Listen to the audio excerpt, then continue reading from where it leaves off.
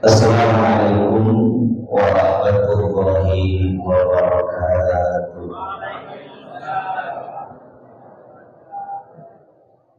Sedikit yang jawab.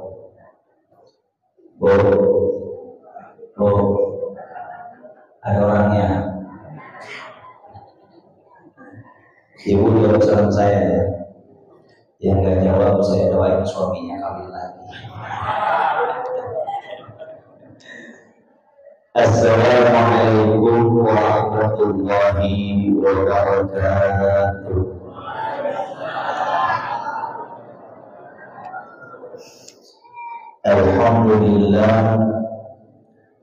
Alhamdulillahilladzi qad akhraja nataij al-fikri li arba'il hijab. Nahmaduhu jalla ala al-'amri nikmatil iman wal islam. Summa salatu wassalamu sarmada ala rasulillahi khairi man hada. Asyhadu an la ilaha illallah wahdahu la syarika lah wa asyhadu anna Muhammadan abduhu wa rasuluhu la nabiyya ba'da.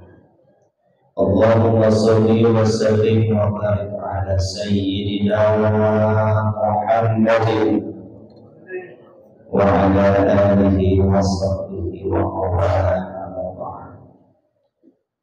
وقال الله تعالى في كتابه الكريم وهو أصدق القائلين.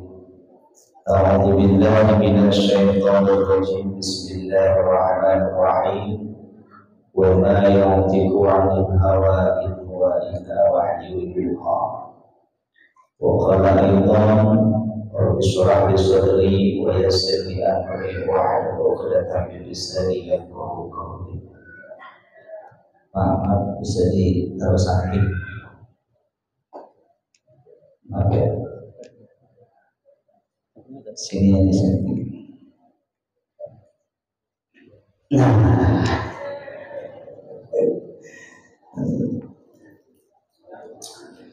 yang saya hormati dan yang sama-sama kita muliakan Imam Musolah Baitul Mukarram. Kita doakan guru kita, imam kita, semoga selalu dalam lindungan Allah Subhanahu wa ta'ala. Amin ya rabbal alamin. Juga yang saya hormati para alim ulama, para tuan-tuan guru, para kiai, para ustaz yang tidak bisa saya sebutkan satu persatu, namun tidak mengurangi rasa hormat dan ta'zim saya. Para tokoh masyarakat, Pak Lurah, hadir Pak Lurah? Nggak ada. Pak RW ada. Pak RT ada.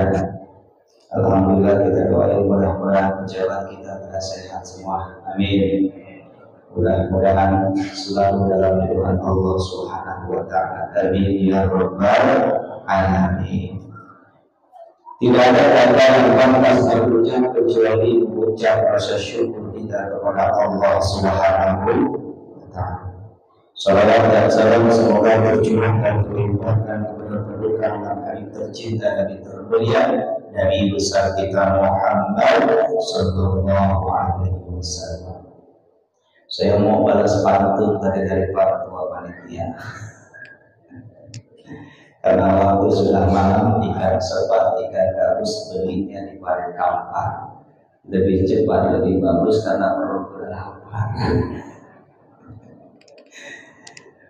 Bapak Ibu yang dirahmati Allah Subhanahu wa ta'ala. Kita hidup ini tujuan kita ingin menjadi manusia yang mulia. Mulia di sisi Allah dan mulia di sisi manusia. Betul. Dan setiap orang punya cita-cita pengen masuk surga.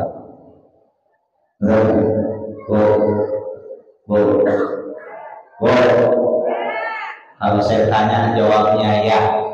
Ibu, saya bilang cuma dua.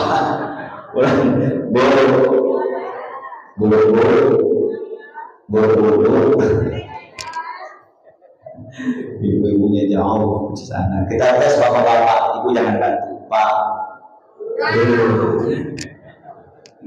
Cuma satu jawab. Setiap orang ketika ditanya, kau mau masuk surga atau tidak? Mau. Surga itu tempat yang suci, Pak. Orang yang bisa masuk ke dalam surga cuma mereka yang suci. Maka ketika manusia pulang dalam keadaan kotor, berlumur dosa, maka mesti dicuci dulu di mana? Neraka. Cuma pertanyaannya mau bersih-bersih di dunia atau bersih di akhirat? Ayo, mau bersih-bersih di dunia atau bersih di akhirat? Ibu tahu baju kalau kotor sebelum masuk ke dalam lemari ya itu direndam dulu ya, habis direndam digiling-giling atau disikat-sikat, betul. Habis itu langsung dijemur, benar? Habis dijemur baru disetrika, habis setrika baru masuk dalam, kira-kira begitulah kita. Cuma pertanyaannya ketika setiap orang ngaku saya mau nggak saya masuk surga, boleh, pertanyaannya pantas atau enggak? Kan begitu. Kira-kira kita pantas nggak masuk surga? Surga yang khalidina fiha abada, yang nanti kita telah akan masuk abadi di dalam surga, cuma dibalas dengan usia 63 tahun. Rasanya berapa? Benar. Apalagi kalau dalam diri kita ada sifat sombong, betul kan? Iblis laknatullah alaihi, menurut Imam Mahadi guru Imam Suyuti, beliau itu iblis, Pak, pimpinan para malaikat. Dia di dalam surga, enak di dalam surga, tapi beliau diusir dari surga. Kenapa? Karena ada kata-kata aku lebih baik daripada Adam. Jadi kalau bapak hari ini punya sifat sombong, maka yang betul jannata, maka lebih penting sekali tidak akan masuk surga orang yang dalam dirinya punya sifat sombong.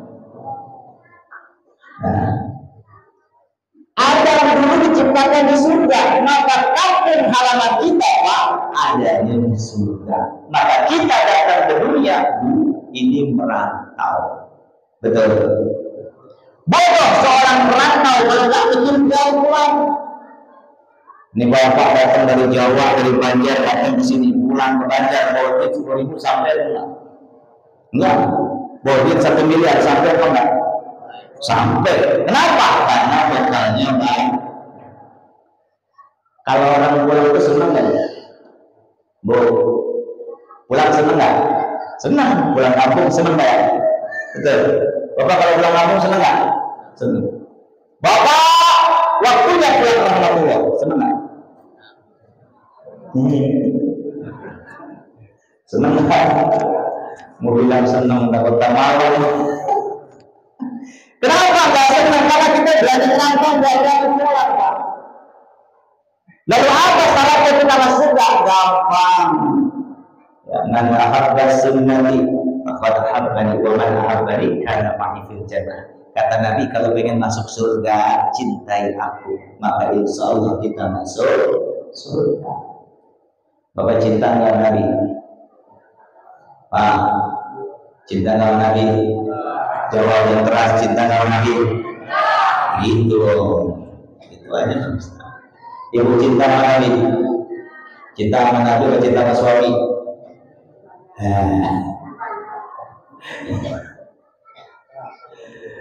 Masya Allah.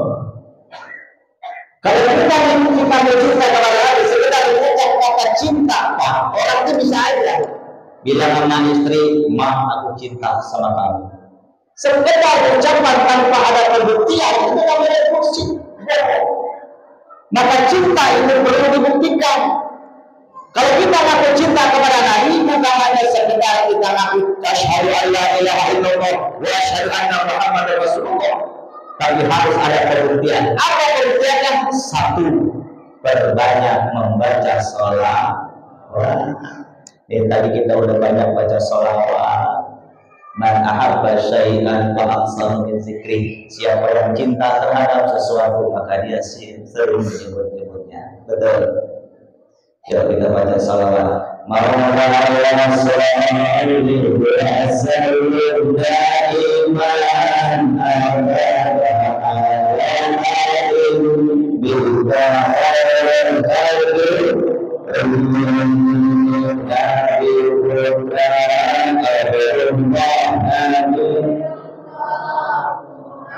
Nabi terkasih Allah Muhammad Maulana sallallahu alaihi wasallam Imam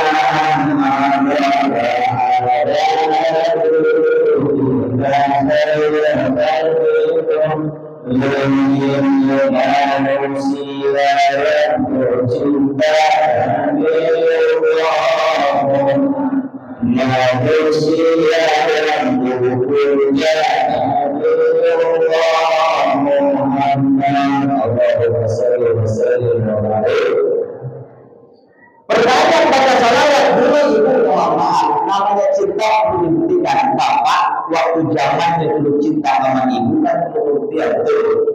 Istri minta apa kita kasih, istri minta sesuatu kita perintah.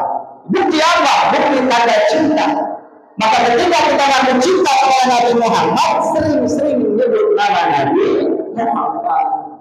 Lagi masak baca salawat ya. Lagi masak sallallahu alaihi Muhammad sallallahu alaihi wasallam. Kita ngomong baca salawat. Pokoknya baca salawat sebagai bukti cinta kita kepada Nabi. Yang kedua,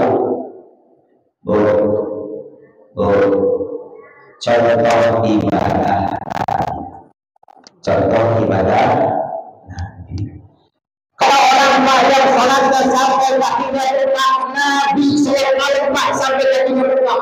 Saking lamanya padahal dia sudah masuk, yakin diterima amal ibadahnya, dosanya yakin diampuni oleh Allah Subhanahu Wa Taala. Tapi dia sholat malam sampai kakinya bengkak. Ini bapak ada yang kakinya bengkak? Ada? Semurah. Lalu sholat sampai ditunjukkan air mata tengah malam sampai basah segenapnya. Ditanya oleh Aisyah, wahai Rasul, kenapa kau sholat sambil menangis? Kau kan seorang Nabi, yakin masuk ke dalam surga. Apa kata Nabi? Apakah aku tidak boleh menjadi hamba yang bersyukur? Sholat sampai nangis Nabi. Saya tahu ibu-ibu juga banyak yang sholatnya nangis. Banyak utang.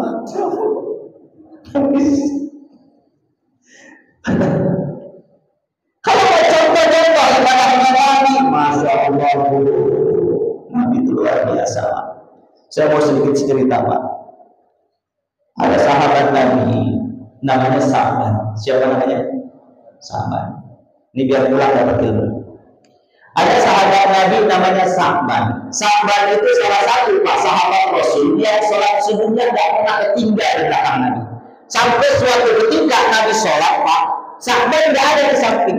Ditanya sama Nabi, ya sahabat ada yang tahu dari rumahnya Sa'ban? Nggak tahu ya Rasul. Ya sudah kalau begitu kita tungguin aja. Takut dia dalam perjalanan. Tuh orang zaman Nabi temennya belum datang sholat subuh ditungguin. Orang sini tungguin apa enggak?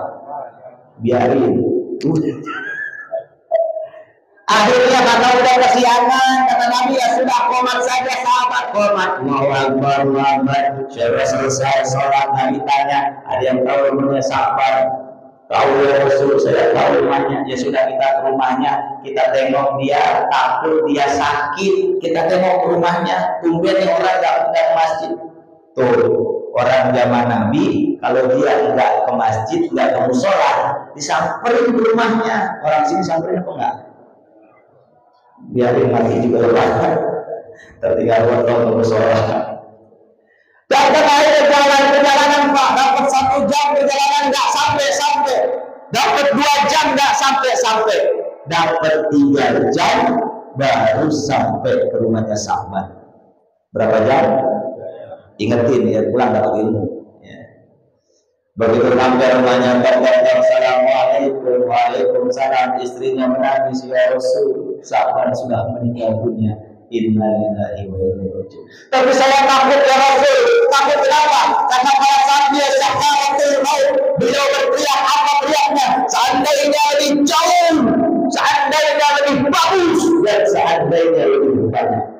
lebih jauh, lebih bagus, lebih banyak. Rupanya bahwa ketika sabar sakaratul maut, seluruh amal ibadahnya diperlihatkan oleh Allah Subhanahu wa taala. Jalan yang dari rumahnya ke Masjid Nabawi 3 jam perjalanan, dia nyesel kenapa nggak lebih jauh. Sekarang saya tanya, kalau dia sholat subuh 3 jam perjalanan, dia berangkat dari rumahnya jam berapa? Jam berapa? Jam 2. Saya tanya, rumah bapak dari masjid berapa jam? Berapa jam? 5 langkah, Pak. Masjidku memang dekat, 5 langkah dari rumah, tapi rasanya susah. Alasannya ada. Saya capek setiap hari kerja. Wallah, di hari kiamat, Pak, Allah akan hadirkan orang yang lebih capek daripada kita, tapi dia rajin ke masjid. Mau lari kemana gitu, Pak? Mata saya lepas, gak mungkin saya baca Al-Quran seharian di depan komputer. Wallah, di hari kiamat Allah akan hadirkan orang yang hafiz Quran tapi buta matanya. Mau lari kemana kita? Pak, halo, masih hidup? Ada hadis dari riwayat Muslim mengatakan, Pak, nanti di hari kiamat, Pak, ada orang yang akan dibangkitkan dalam keadaan tidak buta. Siapa? Orang yang rumahnya dekat musola tapi nggak pernah ke musola. Ada di sini. Ada di mana rumahnya? Bapak bersama ini. Lihat sahabat Nabi, Pak, mohon maaf, sahabat Nabi berhenti masuk ke masjid pada saat dia sudah mati. Maaf, orang zaman sekarang masuk ke dalam masjid pas sudah mati. Itu pun dipaksa digotong ke tetangga. Masuk ke dalam masjid dipaksa. Pertanyaannya, mau ke masjid bareng tetangga apa ke masjid digotong tetangga? Ayo, mau pilih mana, Pak? Halo. Saya mengajinya ngajak mikir aja dah.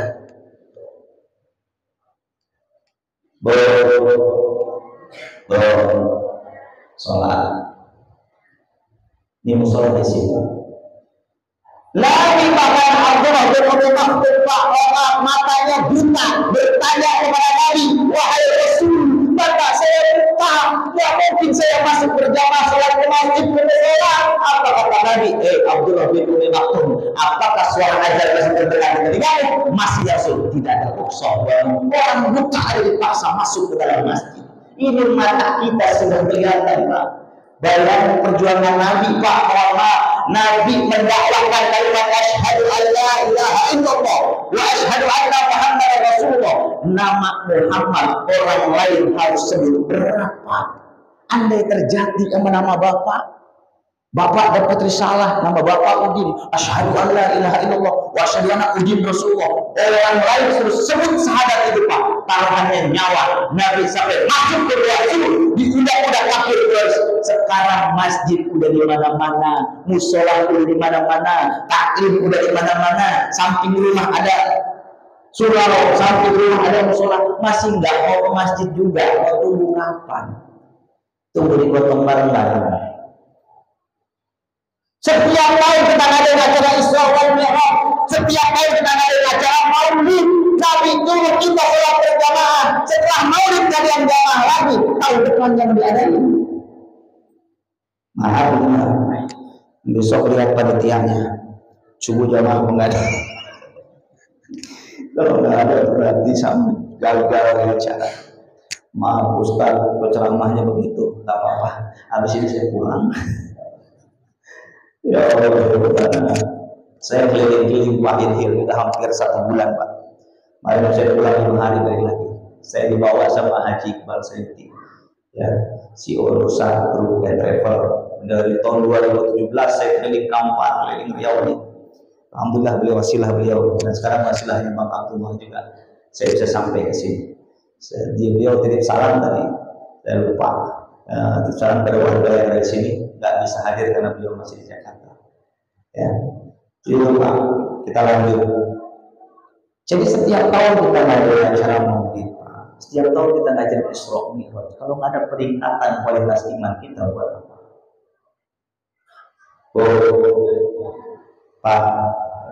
Pak, kenal sama orang nggak?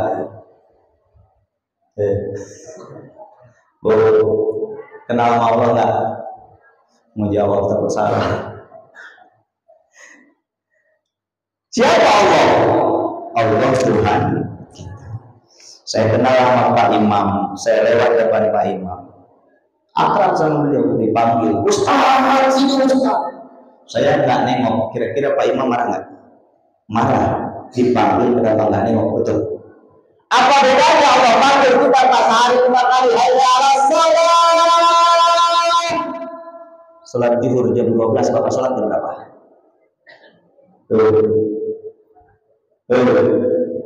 Salat zuhur jam 12, Bapak salat jam berapa? Jam 2, jam 3, betul. Bu, salat asar jam 3:30, Ibu salat jam berapa? Jam 5. Pengen ditolong cepat sama Allah, tapi tidak tolongnya lambat. Tidak ada sampai, Pak. Kita waktu kecil diajarin sama guru kita tuh ada lagu Pak yang cicak di dinding, diam-diam merayap, datang seekor nyamuk, lalu ditangkap. Cicaknya dulu merayap, nyamuknya baru datang. Kan begitu? Kalau pikir Allah nggak adil, Pak. Cicaknya biasa terbang, nyamuknya terbang, betul. Cicaknya merayap, bisa aja nyamuknya meledek, nggak kena, kan bisa, betul. Tapi karena cicak sudah merayap, Allah hadirkan nyamuk. Artinya apa? Selangkah kita menuju Allah, 1000 langkah Allah menuju kita. Wasjud dan sujud dekat sama aku, maka mudah segala urusan. Bapak dekat sama Pak RT bikin KTP gampang. Gampang nggak? Gampang. Coba bersuara sama RT. Susah, betul. Jangan KTP, sembako aja ke kebagian kita. Coba bersuara. Nggak bisa. Mending gue bagi saudara gua, kan begitu. Tapi kalau kita dekat sama pejabat, urusan gampang. Dekat sama bos, urusan gampang, Pak. Kan begitu, kata kuncinya kedekatan akan bersanding dengan kemudahan. Orang yang dekat itu mudah, kalau yang jauh itu susah. Kenapa hati kita gelisah dan bahagia? Karena sholat kita asal-asalan. Makanya kalimatnya hayya 'alas shalah, hayya 'alal falah. Sholat dulu baru menuju kebahagiaan. Artinya apa? Jarak antara kita dengan kebahagiaan cuma antara kening dan sejadah. Maka ketika Allah hadir dalam diri kita, Pak, kita tidak akan gelisah. Kenapa hati kita gelisah? Bila kita sudah ustaz, bila kita sudah kiai, bila kita sudah doktor, kita sudah haji 3 kali, hati masih sudah gelisah. Kenapa? Bukan karena kurang hebat, tapi kurang kenal dengan Allah. Ini penyebabnya, Pak. Mana buktinya? Gampang. Allahu Akbar, sholat nih. Sami Allahu liman hamidah. Ini rakaat keberapa ya? Pernah begitu? Pernah lupa rakaat? Setiap hari, betul. Makanya disalahkan kenapa laki-laki harus berjamaah? Di jamaah ada yang nanggung imam, Pak. Kalau di rumah mah lupa rakaat, lupa tahiyat, benar? Coba diisi musola ini. Musola udah tinggal. Makanya benar kata Nabi di akhir zaman, banyak orang nanti bangun masjid megah-megah, bangun musola megah-megah, wajah orang dengan pikiran tapi sepi dari mengingat Allah, cuma kedengaran kaset selawatan. Zaman dulu mah hati-hati yang selawatan, benar. Orang yang selawatan sekarang MP3, handphone yang selawatan. Betul. Kita ini sadar. Kita ini ibadah kalau susah. Inilah senang lupa. Saya kasih analogi ini. Kita ngaji logika aja. Ada tukang bangunan, bos. Dia pengen manggil anak buahnya dari lantai 5 ke bawah. Kalau dia panggil teriak-teriak, nggak kedengeran. Kenapa? Karena banyak orang yang kerja. Akhirnya bosnya ini punya akal, dia ambil duit 50.000, dia jatuhin dari atas ke bawah. Tujuannya apa? Begitu duit itu jatuh supaya anak buahnya nengok ke atas. Kalau dia mau manggil, kalau teriak benar, dijatuhin lah itu duit.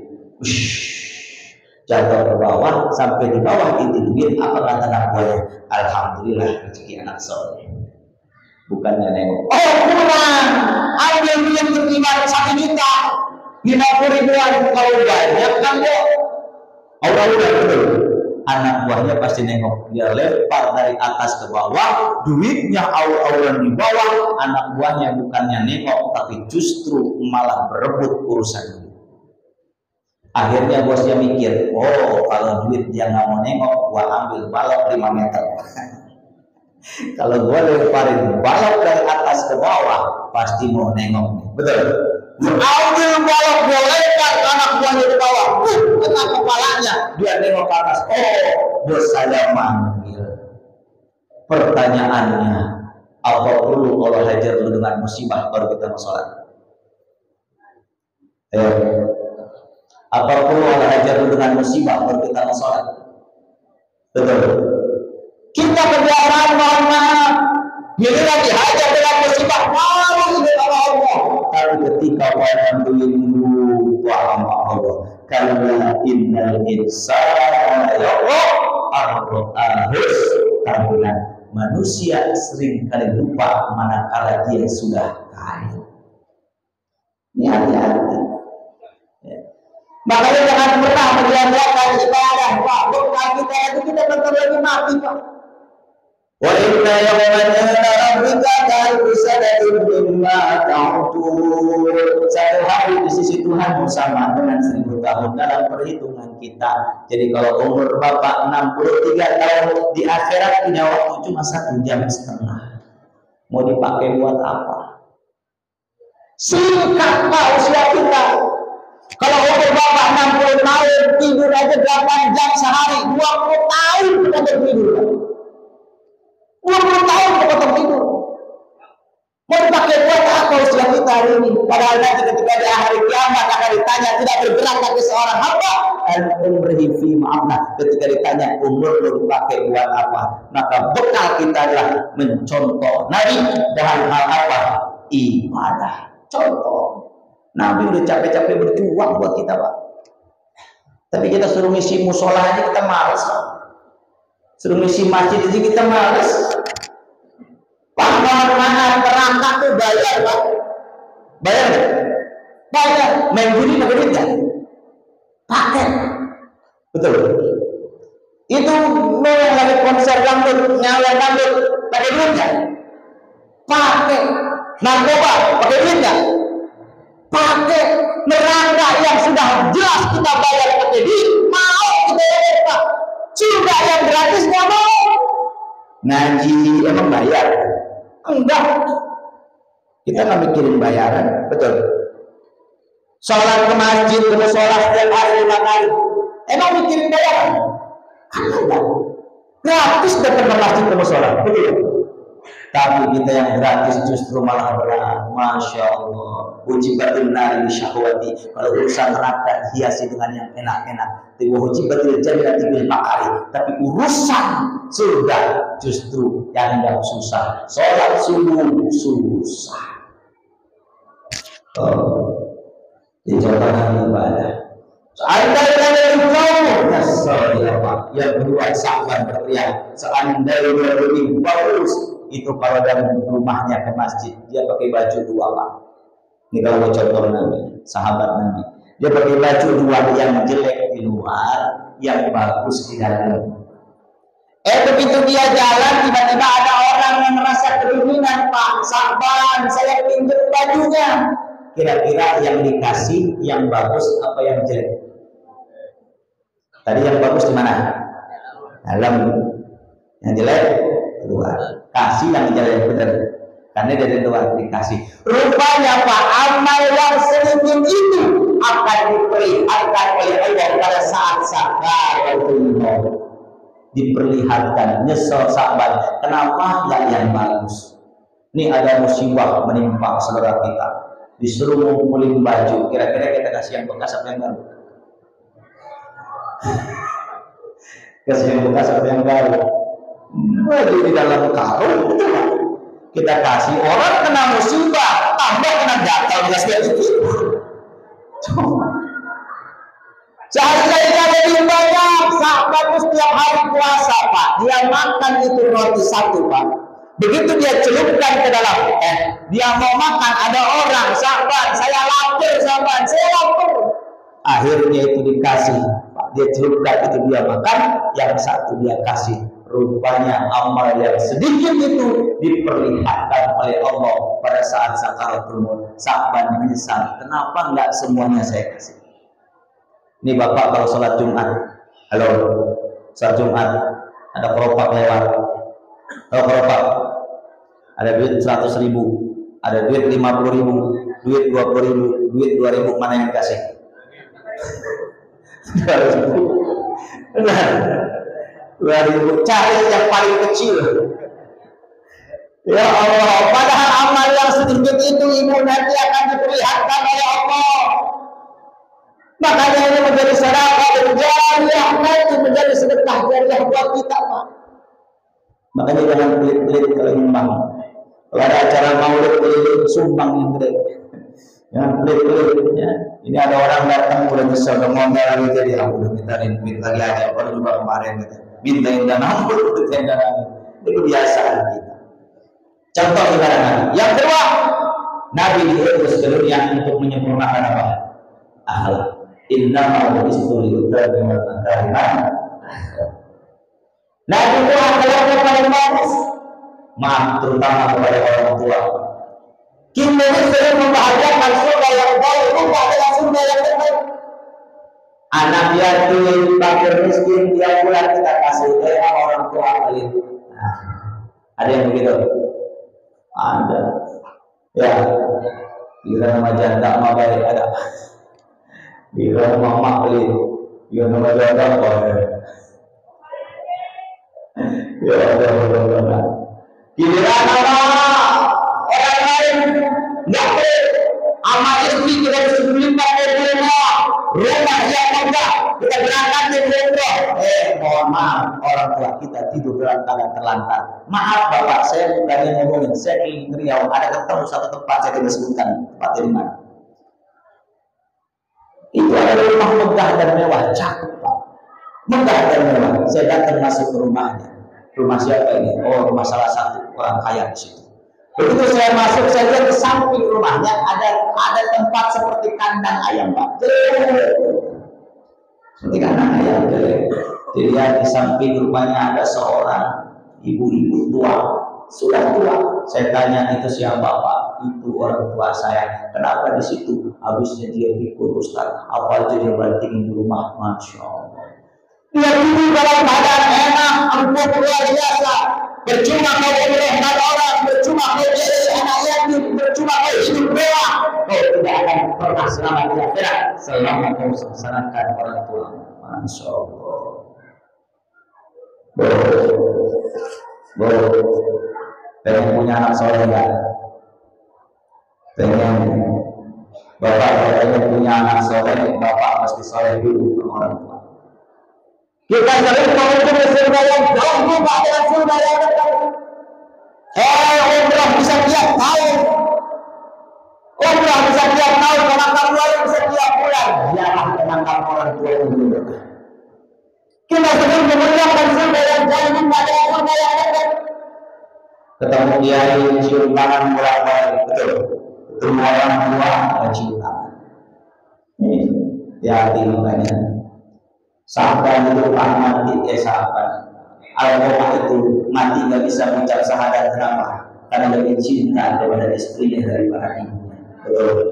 Sampailah berita itu kepada Nabi, ya Rasul, sahabat nggak bisa menjadi punya sahabat susah. Kenapa? Nggak tahu ya. Apakah dia punya ibu? Punya ya Rasul. Panggil ibunya. Begitu dipanggil ibunya ditanya oleh Bunda, apakah kau orang tuanya Al-Qur'an? Apa kata ibunya? Tidak ya Rasul. Dulu dia memang anakku, tapi setelah dia menyakitiku, maka dia bukan anakku. Rasul berpikir bagaimana cara ibunya memaafkan. Apa kata Nabi? Ya sahabat-sahabat berlapis Rasul kumpulkan keimanan. Buat apa? taruh jasad Alkomah di atas kayu bakar itu, kita bakar saja daripada dia mati menderita. Akhirnya diangkat Alkomah, ibunya nangis, ya Rasul, jangan kau bakar, ya Rasul, dia ada aku besarkan dengan kami, jangan kau bakar, ya Rasul. Sejahat apapun anak, ibu tetap memaafkan. Betul. Nih, 10 orang anak bisa diurus dengan 1 orang ibu, tapi 1 orang ibu belum tentu bisa diurus oleh 10 orang anak. Ini hati-hati. Nabi kumpulkan para sahabat,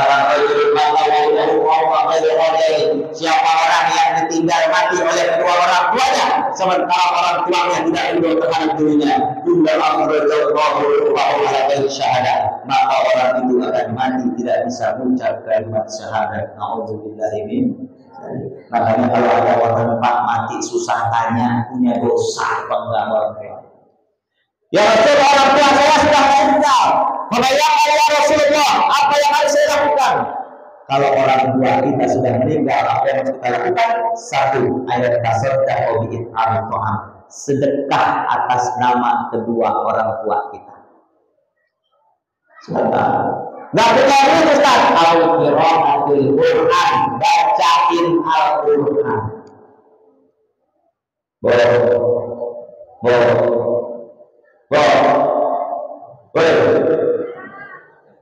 Punya anak 2, bawa punya anak 2 nih. Pak ini ekornya kecil Pak. Ekornya kecil. Bapak punya anak 2, ibu punya anak 2. 1 anak ini pintar baca Al-Quran tapi miskin. Habis Quran tapi miskin. Yang 1 kaya raya model Syahrini, banyak duitnya, ngasih duit ibu setiap hari. Kira-kira yang paling ibu bapak sayang yang mana? Yang mana?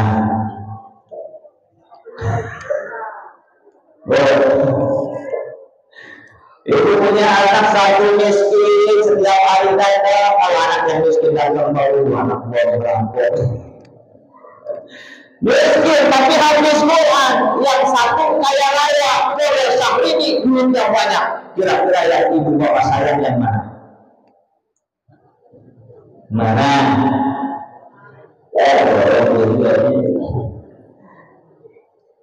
Mana? Yang miskin atau yang kaya? Arti mengajar dibohongin Pak. Kalau anak ngasih duit udah kita, dia dapat bener ya. Gue seneng bener dia dapat duit. Anak gue yang kaya pasti mau bagi duit ini. Bila anak yang miskin, gue jangan merampok. Pulang bawa beras, emas emaknya dibawa sama dia. Habis yang di rumah anak kita. Pertanyaannya ketika bapak sakaratul maut, ibu sakaratul maut, yang dicari yang pintar lagi apa pintar nyanyi? Baiklah bapak-bapak, ibu-ibu sekalian, berhubung mak saya sekarang, marilah kita nyanyikan sebuah lagu yang berjudul Mabuk Janda. Yang dicari yang pintar ngaji. Dari kita mohon maaf Pak, lebih bangga anak kita jadi artis terkenal. Betul. Lebih bangga anak kita banyak duitnya, para belum tentu bisa menyelamatkan bapak ibu di akhirat. Al-waladul shalihul anak yang mendoakan kedua orang tuanya itu nanti yang akan bisa menyelamatkan kita. Anak yang soleh itu Pak, bukan anak yang pintar ngaji doang, tapi anak yang mengerti kebutuhan ibu bapaknya di alam kubur. Ingat berdoa, anak berdoa. Ingat bersalawat, anak bersalawat. Setiap dia lakukan doa itu buat siapa? Buat orang tuanya. Cuma kalau kita punya anak ini Masya Allah, kita harus sekolahkan mereka ke sekolah umum, tidak kita masukkan ke dalam pesantren. Banyak sekarang, apalagi di Jakarta, ya anak SMP tawuran pada megang celurit, udah pada megang pedang SMP. Di sini alhamdulillah anaknya bagus-bagus. Masukkan namanya anak ke pesantren. Pastikan nanti yang melihat aurat kita pada saat kita jadi jenazah, anak kita. Yang mandikan mayat kita, anak kita. Yang mengkabari kita saat berjenazah, anak kita. Yang menguatkan dari imam yang anak kita itu berhasil. Ini punya anak 3, satu rampok, satu mabuk, satu nyolong. Mending mati. Anak itu titipan, dan titipan mesti dijaga. Saya nitip tas, Pak, saya titip tas. Ya, saya titip tas. Isi tas saya ada duit 1 juta. Sampai saya ke situ saya mau ambil tasnya, tasnya rusak, duitnya hilang. Kira-kira saya marah apa enggak? Marah. Buat titip kenapa nggak dijaga? Betul. Apabila kalau titip kita anak, Pak, nanti kita akan bertanggung jawab di hadapan Allah. Ingat kita nih bakal jadi kita ini pemimpin, dan pemimpin akan dimintakan pertanggungjawaban di hadapan Allah. Ketika Nabi Isra wal Mi'raj, dia turun dari bawah nih, turun sudah di bawah. Ditanya sama Fatimah, wahai Abi, kenapa kau menangis? Apa kata Nabi? Saya sedih ya Rasul. Sedih kenapa? Saya sedih ya Fatimah. Kenapa sedihnya? Karena saya melihat paling banyak di neraka wanita. Kok bisa? Karena sebabnya 3, karena mulutnya, karena auratnya, karena suaminya tidak ridho terhadap dirinya.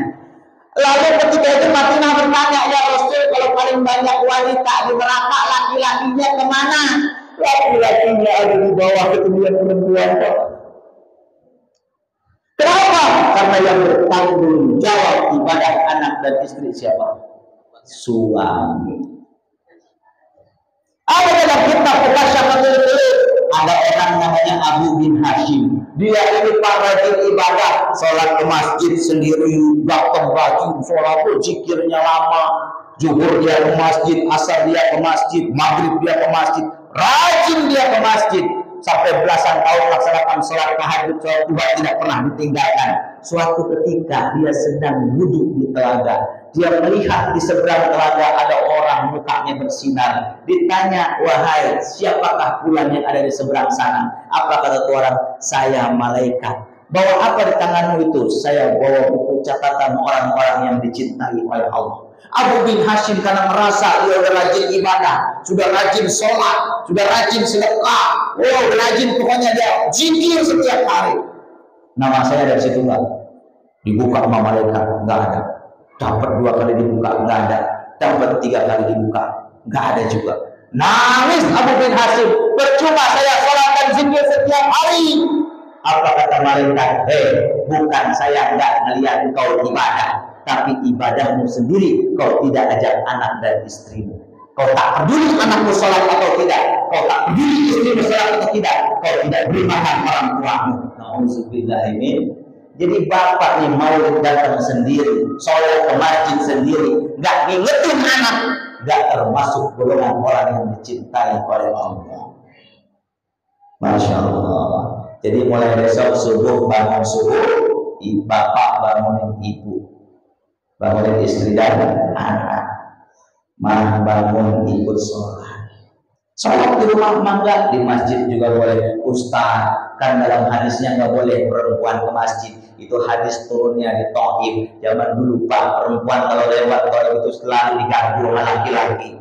Makanya kata Nabi di rumah aja. Nah sekarang kalau perempuan ke masjid nggak boleh, apa bedanya dengan perempuan yang kerja? Kerja boleh, ke pasar boleh, masa ke masjid nggak boleh? Kan begitu. Ajak anak istri kita memakmurkan masjid. Tuh Nabi akhlak kepada orang tua luar biasa. Nabi akhlak kepada istri Pak luar biasa. 11 istrinya Nabi nggak pernah nyebut namanya. Yang dia sebut apa? Sayang, mamaku, kalau bahasa kita. Bu, pernah suami kita manggilnya romantis gitu? Bu, nggak pernah. Sedih amat. Dia boleh enggak. Ya Allah yang bermana, Pak, cium tangan istri Pak. Nabi kadang-kadang pulang dari mana-mana cium tangan istrinya. Kenapa? Karena ketika kita cium istri kita, tangannya dapat 10 pahala, dikuburkan 10 dosa, diangkat 10 derajat. Ibu ntar pulang begini ya tangannya. Pak, cium tangan saya Pak, dapat 10 pahala, dibuka 10 dosa. Cium kening istri, Pak, cium kening istri. Dapat 100 pahala, digugurkan 100 dosa, diangkat 100 derajat. Cium kening istri. Ibu entar di rumah buka jilbabnya. Pak, cium ngaji kan tadi, ngaji, cium dapat 100 pahala. Peluk istri, Pak, dapat 1000 pahala, digugurkan 1000 dosa, diangkat 1000 derajat. Peluk. Entar dia pulang, Mama, lu enak gak Pak? Enak gak? Enak gak? Baru 1 istri, apalagi banyak. Ya Allah, artinya apa? Dalam rumah tangga kami menggunakan akhlak berkali-kali bagaimana rumah tangga baiki jannati, rumah tangga itu ibarat surga bagiku. Sakinah, mawaddah, warahmah akan tercipta manakala cinta itu tidak berubah sejak zaman pacaran sampai dengan kakek dan nenek. Mawaddah, tambah cinta, tambah cinta. Ada ketenangan di situ. Kalau dalam rumah tangga sudah tidak ada cinta, Masya Allah. Bu, suami lebih cinta sama anak apa sama istri? Ayo jawab. Suami lebih cinta sama anak apa istri? Mana? Sama istri, Bu. Percaya nggak? Suami pulang kerja, Ibu, anak di pangku tetangga, suami kemana? Iya betul. Betul. Coba bapak pulang kerja, istri di pangku tetangga. Artinya suami cinta sama istri, Masya Allah. Ibu kalau pengen dapat pahala, dandan pada saat ibu di kamar, bukan dandan pada saat di pengajian, bukan dandan pada saat kondangan, tapi justru saat di rumah di dalam kamar ibu dandan secantik-cantiknya, itulah dandan yang berpahala. Maka kata Nabi, 3 hal kalau pengen suami tidak kabur. 1, jadikan pandangan suami kepada istri itu menyenangkan. Kenapa? Karena 24 jam kita lihat istri kita, pulang kerja yang kelihatan istri. Kalau suami senangnya ibu pakai baju merah, pakai setiap hari. Pakai setiap hari supaya suami senang. Bikin senang. Jangan kalau arisan cantik, kondangan cantik, lagi pengajian cantik, giliran di rumah gosok gigi enggak. Daster 3 hari nggak dicuci, badan bau autan. Coba gimana suami betah di rumah, ya Pak? Dandan yang cakep, Bu, itu baru berpahala. Kalau ibu dandan di luar tempat arisan, banyak dosanya, Bu. Dilihat sama laki-laki ibu cantik jadi dosa. Apalagi ibu joget-joget di TikTok, bahaya Pak, hari zaman sekarang. Ya, hati-hati. Ya, tanya. Tuh, pertama, lihat jadikan pandangan suami itu betah di rumah. Yang kedua, urusan perut jaga, kata Nabi. Ini perut jaga. Bu, perut jaga. Kalau suami sampai rumah nggak ada makanan, kesel banget. Capek kita kerja, kita kasih duit, pulang mau makan, gak ada apa-apa. Kebanyakan karena istrinya beri mulu, sehingga sampai rumah nggak ada makanan, kesel. Maka urusan makanan siapkan kalau pengen suami betah di rumah, kata Nabi. Perut itu penting. Kasih duit 1 juta, beli makanan yang paling enak. Telepon suami, Papa jangan makan di luar. Kenapa? Karena Mama sudah nyiapin makanan kesukaan Papa. Gitu. Bapak pernah ditelepon begitu? Belum pernah. Paling ditelepon, Pak beli sotek ya. Oh, nyuruh yang lain. Siapkan perut suami. Yang ketiga, karena dia urusan ranjang nomor 1. Kenapa? Karena janda di luar lebih gesit daripada ibu di rumah. Dia sudah menganggota di rumah, akhlak saling menjaga. Ya, 4 kriteria istri penghuni neraka, 1 di antaranya suara istri lebih keras daripada suami. Pak, istri bapak suaranya keras atau pelan? Yang ngomong pelan masih istrinya dari sini nih. Jangan kencang-kencang gitu, Kencang pelan-pelan aja, pakai gunakan kata-kata yang baik. Ustaz, kalau manggil nama boleh nggak sama suami? Boleh, tapi adabnya nggak bagus. Ya, nama suaminya Udin, dipanggil sama istrinya. Nggak enak, takut dicontoh sama anak. Udin lagi mancing, sebelah ada anaknya, dipanggil sama istrinya. Din, sini. Apa kata anaknya? Din dipanggil sama istrinya. Artinya apa? Dalam rumah tangga juga kita harus saling menghormati dan menghargai, terutama istri. Kalau pengen masuk surga, lewat pintu malapun siapkan kepada Nabi. Asal taat kepada Allah, taat kepada suami. Jaga kehormatan suami. Jangan membebani suami. Ukur kekuatan suami jadi 3 juta. Jangan minta beliin iPhone, mati suami. Kenapa? Gaji 3 juta, kita beliin iPhone 27 juta, mati. Istri kita kalau mau seneng mau gampang nih, cuma ini. Betul Bu? Silakan orang pergi kemana-mana, yang penting pulang bawa duit. Betul Bu? Mau tidur sampai siang itu nggak apa-apa, yang penting banyak duit. Itu yang bikin laki cepat mati. Karena apa duit banyak. Jadi jangan membebani sesuatu tidak sesuai dengan kapasitas kekuatan suami. Tuh. Nah, contoh akhlak Nabi kepada orang tua, akhlak Nabi kepada keluarga, akhlak Nabi kepada tetangga baik. Bahkan terhadap musuhnya Nabi pernah mencaci walaupun dia dimaki. Kita ini mohon maaf, tidak pernah lepas dari omongan orang. Sebenar apapun yang kita lakukan, bagi orang yang tidak menyertai kita, pasti akan salah di mata dia. Betul. Ini orang nggak suka sama kita, nggak suka sama dai musola, nggak suka sama imam musola. Sebenar apapun yang dia lakukan, pasti dia ingin. Betul. Bagi orang yang mencintai, sesalah apapun kelakuannya, pasti dibela.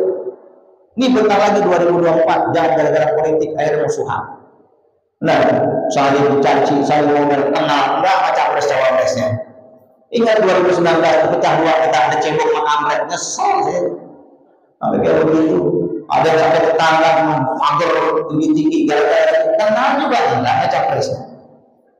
Jadi kita tidak bisa lepas dari omongan orang, Pak. Ada orang kakek-kakek tua pengen nyontohin sama cucunya. Dia bilang, "Cu, kita ini nggak pernah lepas dari omongan orang." Nih kakek contohin. Kakeknya keluar bawa digol, udah kecil ya kan? Ya sudah, siapa dulu yang naik kakek tua rentah, cucunya kecil, ya sudah, cucu duluan sono, kakek jalan. Dituntun tuh gitu tadi, cucunya di atas lewat depan orang, apa kata orang? Kalau cucu nggak tahu diri, kakeknya tua rentah suruh jalan, dia naik di atas digol. Dengar cucunya apa kata cucunya, udah kakek yang naik, saya di bawah. Itu anak kecil turun kakinya di atas lewat depan orang, apa kata orang? Itu orang nggak tahu diri. Masa cucunya disuruh jalan dia naik? Dua orang lagi, akhirnya apa ya sudah, cucunya kita naik dua-duanya, ditaikin dua-duanya, lewat ke pos ronda, diomongin lagi. Itu orang tidak benar betul kecil ditaikin berdua. Oh ya sudah, kalau begitu kita turun dua-duanya sudah dituntun. Lewat depan orang, apa kata orang? Emang orang bego punya bukan ditaikin. Akhirnya kesel ya sudah, kita gendong aja berdua, tiga apa kata orang? Betul orang ini punya dari orang di kota, betul bukan ditaikin. Artinya itu Pak, kita ini nggak bisa lepas dari omongan orang. Maka inna aksara junuban dari kiamat aksara kalamat lima yang nanti di hari kiamat banyak orang yang masuk neraka bukan karena ibadah dia tidak sholat, tapi karena lisannya tidak bisa diamalkan dengan baik. Maka jaga lisan. Ya, jaga lisan. Terakhir, Nabi itu Pak, satu-satunya pemimpin di dunia yang cintanya sampai di bawah hati cuma Nabi Muhammad. Ketika beliau sakaratul maut, siapa yang disebut? Ummati. Apa ada RT zaman sekarang mati? Rakyatku. Nggak ada. Betul. Maka cari pemimpin yang cintanya cinta mati, jangan cinta monyet. Cintanya habis tiga-tiganya. Monyetnya, jangan kampanyenya. Doang datang, aku datang dulu. Ada begitu, musim mawar itu pernah datang, semua orang benar. Ini calon ini, yang calon itu, udah jadi. Itu namanya cintanya cinta monyet. Nabi itu satu-satunya pemimpin di dunia yang kalau enak ngajak-ngajak cuma Nabi. Nabi masuk ke dalam surga, beliau menangis keluar, ditanya Allah, Muhammad surga enak, ngapain buru-buru keluar? Apa kata Nabi Muhammad? Ya Allah, aku berjanji, aku tidak akan pernah kembali ke surga ini sebelum kau berjanji kau bawa rame-rame umatku masuk ke dalam surga. Allahumma sholli wa sallim wa barik alaihi. Tuh, cari pemimpin yang enak ngajak-ngajak. Jangan dia mau jadi anggota DPR karena resesnya aja bagi jelas.